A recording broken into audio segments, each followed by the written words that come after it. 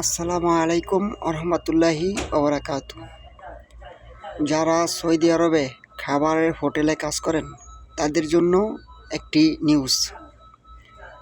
যারা খাবার হোটেলে নতুন কাজে আইছেন কিংবা আইতে চাইতেছেন সৌদি আরবে খাবার হোটেলে, যেমন ধরেন খ্যাপসা, পিৎজা, বুরুস্টার, বার্গার, এসব দোকানে যারা আসবেন তাদেরকে বলতেছি।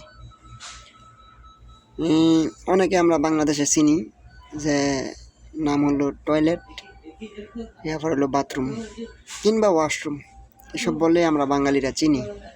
হ্যাঁ, সৌদি আরবে আরবিতে কিন্তু তাকে হাম্মাম বলা হয়। হাম্মাম, এই হাম্মাম, বাথরুম, ওয়াশরুম তার কিন্তু আরও একটা নাম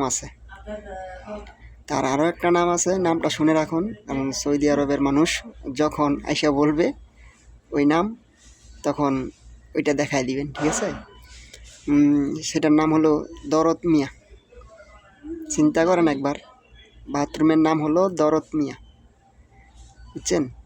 কেউ যদি আইসা জিজ্ঞেস করে উইন দরদ মিয়া, তাহলে আপনি বুঝবেন যে জিজ্ঞেস বাথরুম কোন জায়গায়, ঠিক আছে? যদি কোনো সৌদি জিজ্ঞেস করে যে উইন দরদ মিয়া, তাহলে বুঝবেন যে ওই জিজ্ঞেস যে বাথরুম কোন জায়গায়, ঠিক আছে? তাহলে বাথরুম কিংবা ওয়াশরুমটা দেখাই দিবেন, তাইলেই চলবো। বা এই সময়টা কিন্তু তাদের ধৈর্য হারায় ফেলায়, এই গাড়ি থামাইয়া দৌড়দা নাইমে আসে, তো তাই জিজ্ঞাসার সাথে সাথে দেখাই দিতে হয়। আমার একজনে জিজ্ঞেস করছে, আমি নতুন আসার পরে আমার জিজ্ঞেস যে উইন দরদ মিয়া। এখন আমি তো দরদ মিয়া নামের কোনো চিনি না, মানে আমি বলতেছি আমি মাফি মালুম, মানে আমি চিনি না। এখন দেশ মানে দেশ মানে জানোস না গেলে দরদ মিয়া। পরে ওনার সাথে একটা মহিলা জিজ্ঞেস করছে, ওনার সাথে একটা ছেলে ছিল, ছেলেটা আবার কইতেছে যে হাম্মাম।